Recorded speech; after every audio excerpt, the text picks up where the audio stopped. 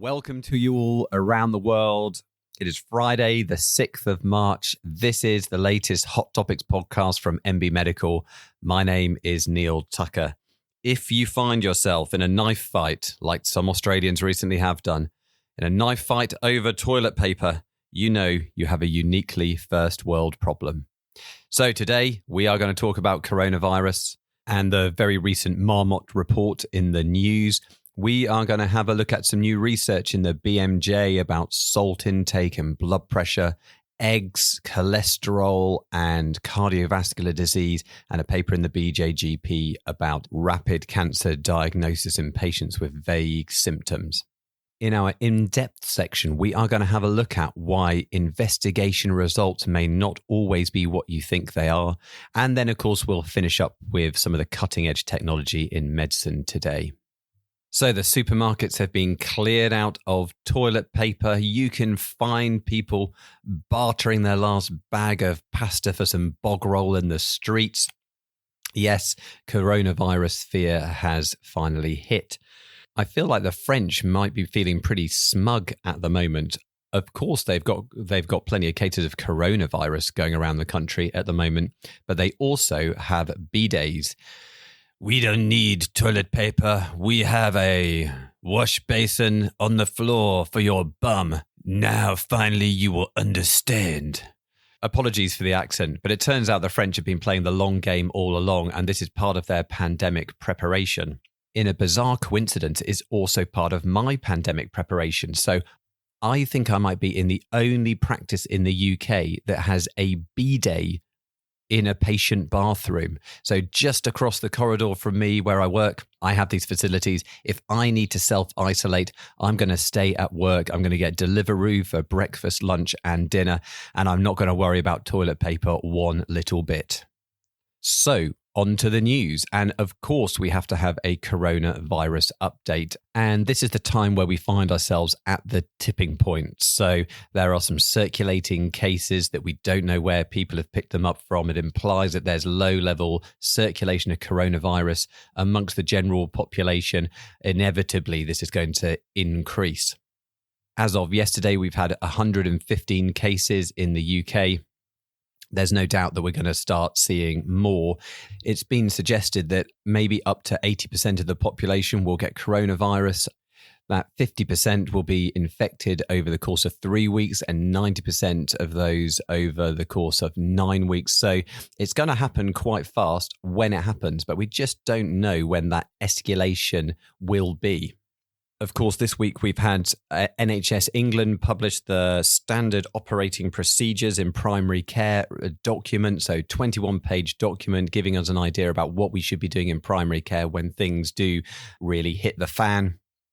I thought one interesting bit in the document was where they suggested for patients on arrival, reception should be asking them 4 questions. So have you been to any of the following category 1 areas in the last 14 days?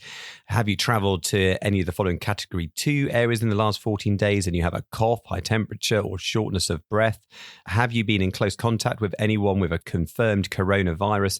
And have you been asked to self-isolate? And as you can see, this is going to be hugely time consuming. If reception have to ask this to every single patient, it's just not going to be feasible. I can imagine a situation where you might just get a gaggle of patients in the reception area and then ask them all en masse. The downside being that most people will go, no, no, no, no. And then one person will sheepishly put their hand up and everyone will start groaning. There was an interesting Lancet editorial that published just today, and that was talking about the response to coronavirus in China. Now, of course, in China, the rates of infection have been the highest around the world. The death rates have unfortunately been the highest around the world as well. But the number of new cases is actually on the decline now. So the population have been in extreme lockdown. They've been enduring what we might feel were quite draconian measures. However, it does seem to have worked.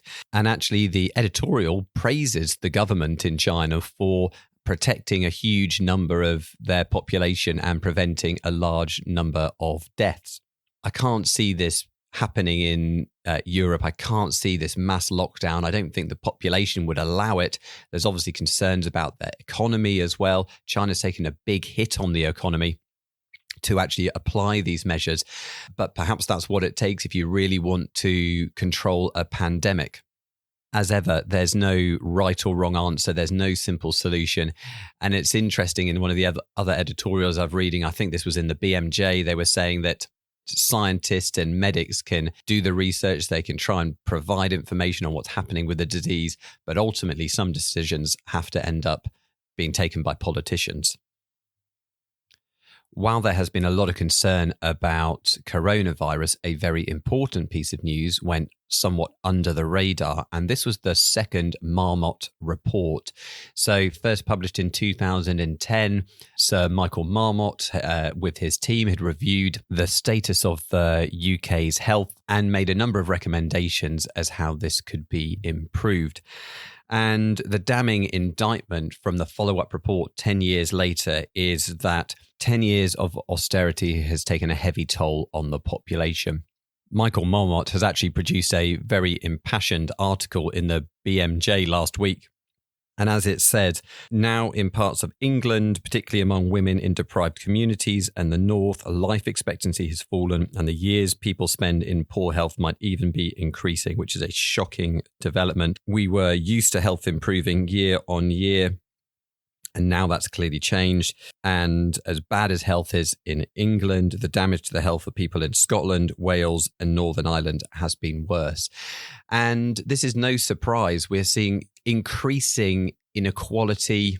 And this is, of course, what's driven a lot of this national upset. This is all linked with desire for Brexit, disillusionment in government. And even though austerity is now being officially cancelled, it doesn't necessarily seem to translate that things are going to get better. So we're still seeing huge problems in schools. Social care is still dramatically underfunded. We're still really struggling in healthcare. And of course, there's been extra money that's being pumped into healthcare now, but of course, we can't do all of this by ourselves. Biggest driver here are a number of social determinants. And whilst it's good that people have got free access to healthcare, this is only one small part of what needs to change for people's lives to improve.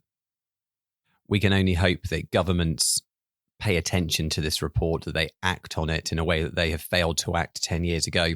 And of course, we need to hold them to account if they don't.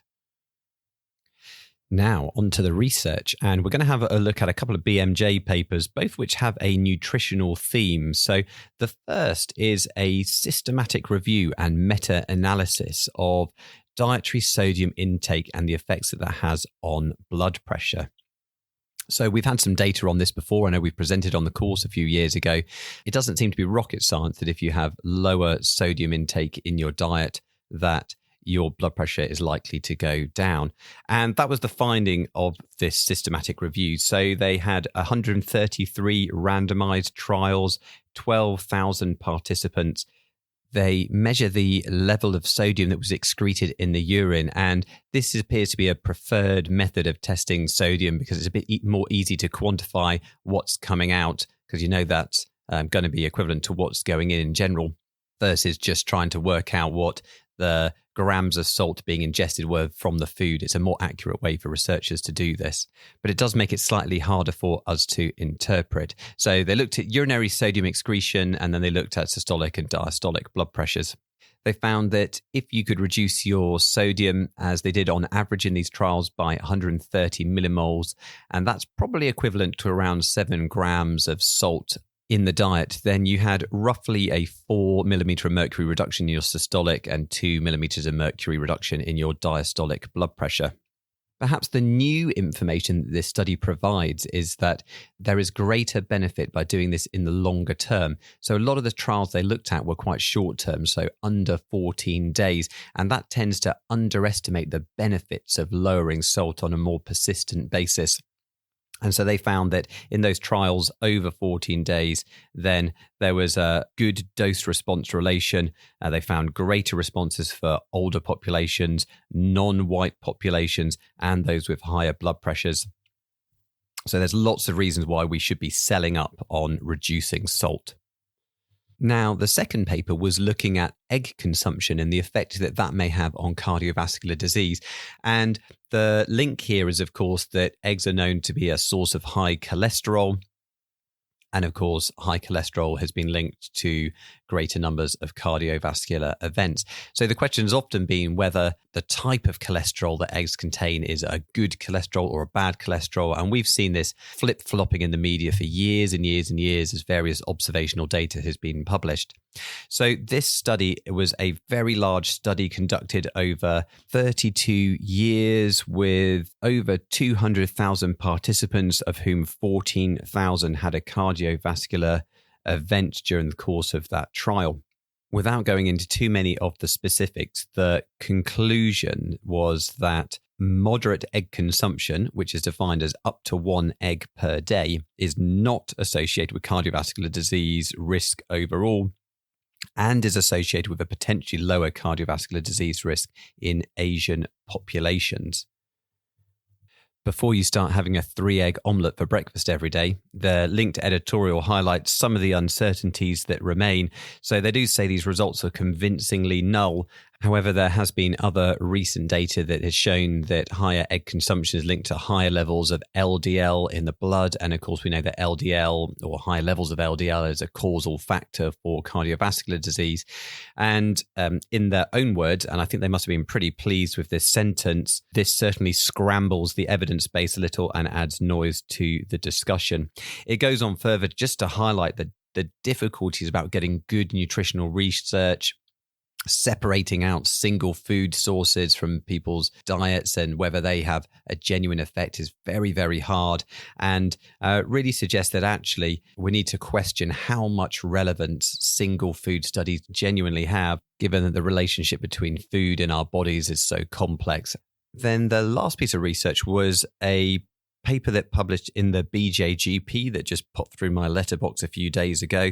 This was a cost effectiveness analysis of a pilot rapid diagnosis center. So these rapid diagnosis centres are popping up around the UK now. They are this tool whereby GPs can refer in patients who have vague or non-specific symptoms, but we're clinically suspicious about cancer, and there's not another obvious referral pathway to send them down. So there's a renaming of multidisciplinary diagnostic centres. They're now terming them RDCs.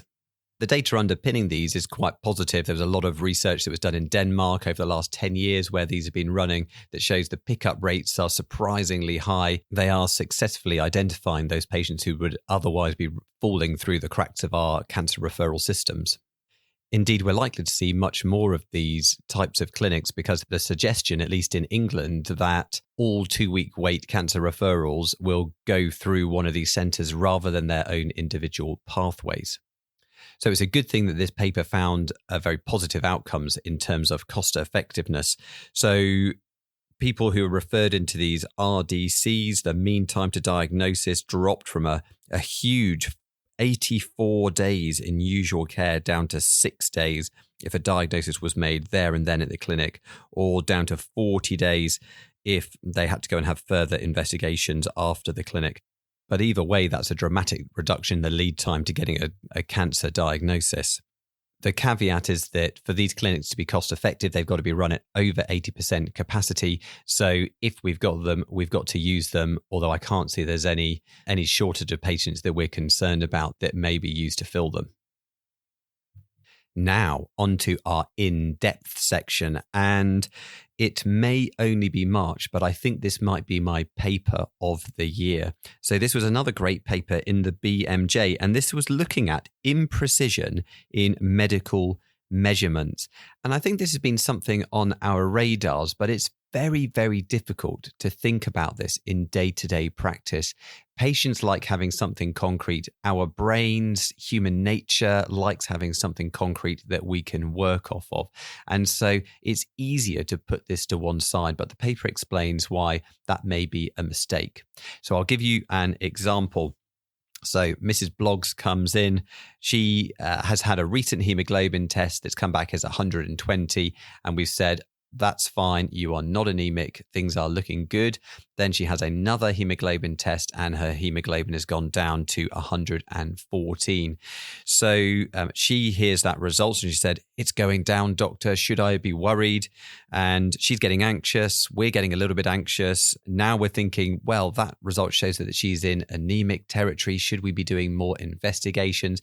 There's a strong chance we could embark on an cascade of further studies and tests for her. But actually, we cannot say with any confidence that those two results are not entirely identical. So, to quote the paper, inherent to every medical measurement is a degree of uncertainty. You must have a rough idea of the magnitude of that uncertainty to correctly interpret any reported measurement. And what's fascinating is they provide a table which shows the amount of variation you may expect to see in a single test and the minimum change that's required between two tests to be confident that is a genuine change. So there are 3 different types of variation that may be introduced into a test. So the first is the pre-analytical stage. So this may be in the way that a specimen is collected or handled or shipped or stored. And the perfect example of this is potassiums. So almost everyone in the summer seems to have a low potassium. And while some of this may be inherent to the patient, actually a lot of it, it turns out, is due to the changes in the blood, the changes of potassium levels within the tube due to heat and the time that it takes for it to get to the lab. Secondly, there is analytical variation, and this is the difference as a result of the actual machines that are doing the test and the accuracy of those machines. And then thirdly, we have biological variation, which is often the most important. So this can be influenced by a huge range of determinants. So it could be our physiology, it could be our diet, the level of exercise we've been doing, whether the weather is hot or cold, how stressed we are. There's a lot of things that can affect what goes into that test tube. And the amount of variation that we see depends on the thing that we are measuring. So sodium, very tightly controlled, some other electrolytes, much less so, such as magnesium.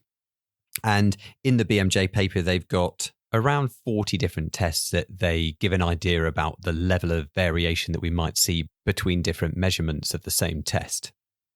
To give you a few examples, so the analytical and biological variations combined for sodium would be less than 2%, so that's very low.